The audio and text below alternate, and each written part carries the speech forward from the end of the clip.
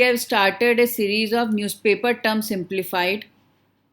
In this, we will cover those terms related to different subjects. And this is the fourth video in this series. First topic is Mizoram quake zone caught between two fault lines. So why it is in news? Over the past few weeks, Mizoram was facing frequent earthquakes. So geologists has come up with a study which stated that the Mizoram is lying between two fault lines. First is Chura Chandpur Mao fault and Mud fault. So in this article, we will focus on four things. First is the name of the faults and their location. Second is what are faults. Third one is the types of the faults. And the fourth is how faults lead to earthquakes. So now moving to the topic. The two faults are Chura Chandpur Mao fault and Mud fault. So in figure we can see that Chura Chandpur Mao fault lies in the Manipur area and the Mud fault lies in the Mizoram area. Now moving to the concept of fault. Before reading that, I will like to explain about the forces which are leading to the formation of landforms on the earth's surface. So the two forces work together. First is endogenic force and the second is exogenic force. Endogenic force are the forces which are interior to the earth and leads to formation of landforms such as fold mountains, block mountains, plains, plateaus, etc. And the second is the exogenic force. These are the outer forces which are occurring and these occurs in the form of weathering and erosion. So now understanding the concept of fault. Fault are the fracture zones between two blocks of rocks. For example, as you can see in the figure, this is a block of rock. It has been divided into three parts due to two fractures present in this. So these are the fractures which have divided the whole block into three parts, due to which the three blocks move differently.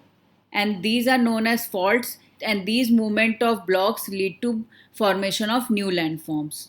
And due to movement of these blocks, either outward, inward or parallelly, lead to the earthquakes. So we will understand that later. Now moving to the different types of faults.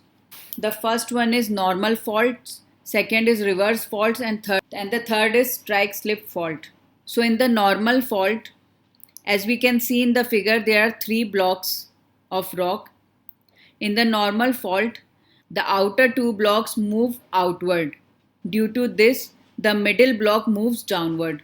For example, तीन blocks रखे हैं आपके सामने और अगर to outer blocks को अगर हम बाहर की तरफ पुल करेंगे तो जो मिडिल वाला ब्लॉक है वो नीचे की तरफ मूव करेगा. So this is known as normal faults and these lead to formation of valleys. The second is reverse fault. In this the two outer blocks moves inward.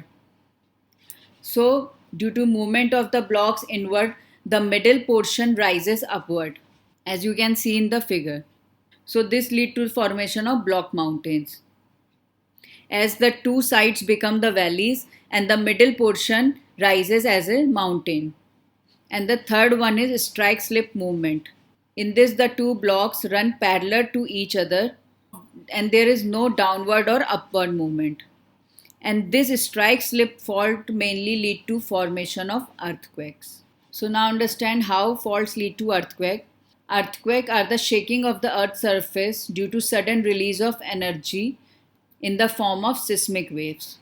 So अगर दो blocks हैं and they are moving parallel to each other and when they strike there is a friction, and due to this continued motion and due to this continued friction the energy get trapped inside the earth's surface, and when the stored energy increases tremendously it releases the stored energy, and due to sudden release of this stored energy lead to formation of earthquake.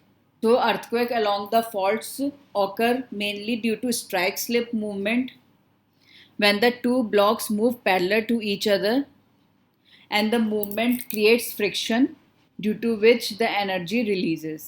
So hope you have understood the topics about the about the concept of faulting, its type, and how faults lead to earthquake. Now moving to the second topic, this is Bashan Char Island. So firstly understand why it is in news. Due to the coronavirus epidemic, Bangladesh has quarantined dozens of Rohingyas refugees in this Bashan Char Island.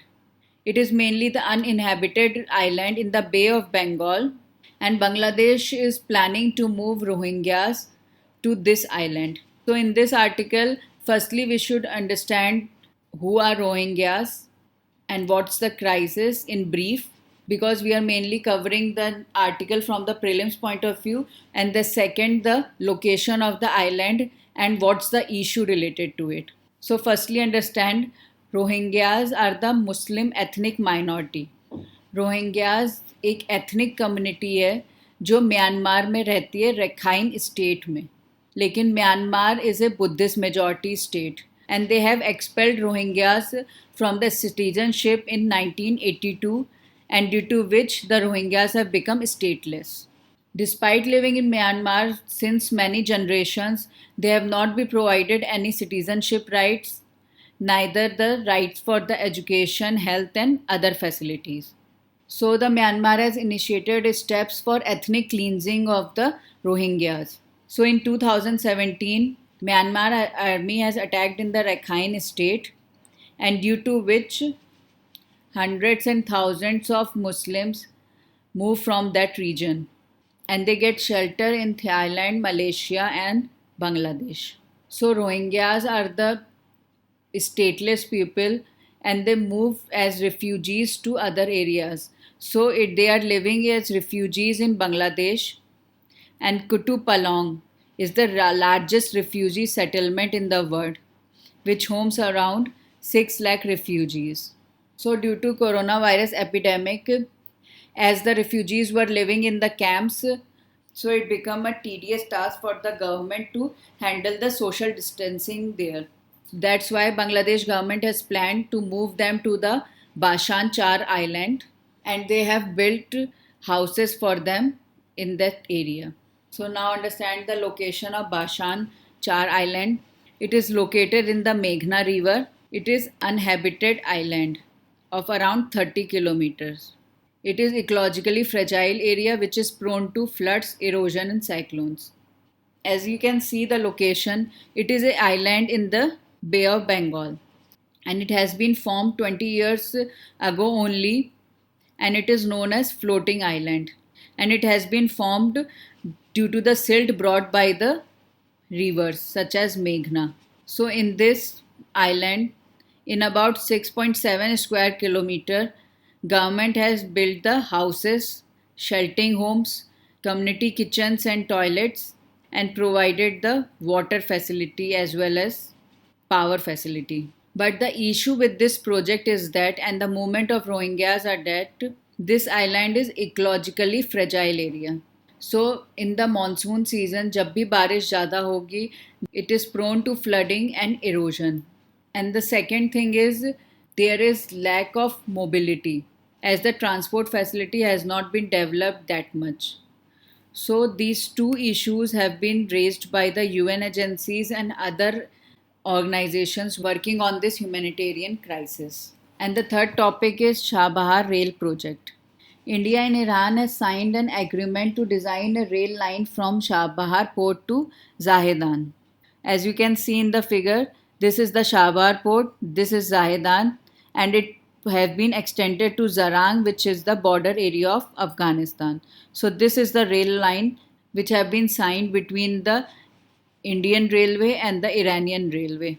But Iranian government has decided to remove India from the project and proceed on its own. So in this article, we will focus on three things. First is the location of the Chabahar Rail Project and the areas which it covers. Second is the importance of Iran for India.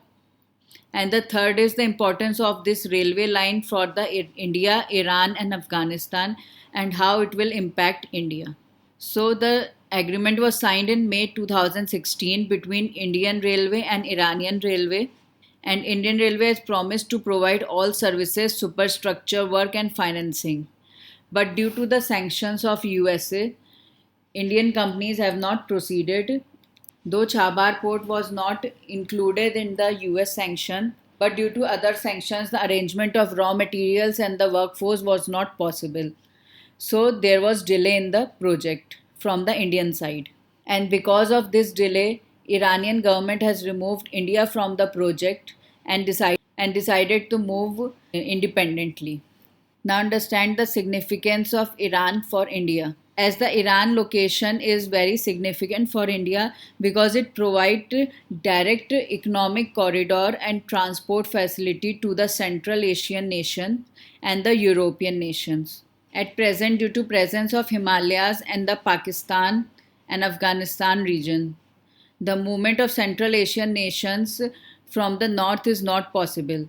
So India has moved to Iran and developed Chabhar port, which has helped India in trading the goods directly to the Central Asian nation. So the location of Iran is very significant for India. And now understand the significance of this railway line for India, Afghanistan and Iran. Iran is facing sanctions due to development of nuclear weapons. So even in the complete sanctions placed by different nations, the Chabhar port will be available for Iran for the trade and movement. So it is significant for Iran. And for Afghanistan, it provides an alternative trade route as Afghanistan need not to be dependent on Pakistan for the trade movement. And for India, apart from providing route to Central Asian nation, Chabhar port is near to Gwadar port. Gwadar port is in Pakistan, but it has been developed by China, and China has placed its army and vessels there. Through the Chabhar port, it can manage the Gwadar port. It is crucial for the national security also. But now Iran has removed India from the project, and it has been a huge loss for India. Now moving to the fourth topic, a 750 megawatt solar plant have been inaugurated in Rewa in Madhya Pradesh. In this, you have to focus on two areas. It is expected to reduce the country's emission drastically by an amount equivalent to 15 lakh ton of carbon dioxide annually. And second, it is the first project to get funding from the World Bank and Clean Technology Fund. So these are the two important points which you have to remember related to this Rewa solar plant. And the other main thing is you should know about the National Solar Mission because the project have been set up under this mission. So the National Solar Mission aims at deploying 1 lakh megawatt of solar energy by 2022. So the concept of solar energy and its application will be covered in the science part. In this we have simply covered the location and the significance of the solar power plant. Hope you have understood the topics and have found it useful from the examination point of view. Thank you. Thanks for watching this video. Please like this video and subscribe to our YouTube channel and share it with your friends. For more guidance and strategy, you can visit our website www.ishelpdesk.in. Also, if you have any queries related to preparation, you can send us a mail at info@ishelpdesk.in. You can also send a WhatsApp message on 85860 55783. Do let us know your feedback in the comment section below. Also, let us know if you are facing any challenges in your preparation, and we will try to make a relevant video for resolving the same. Thank you.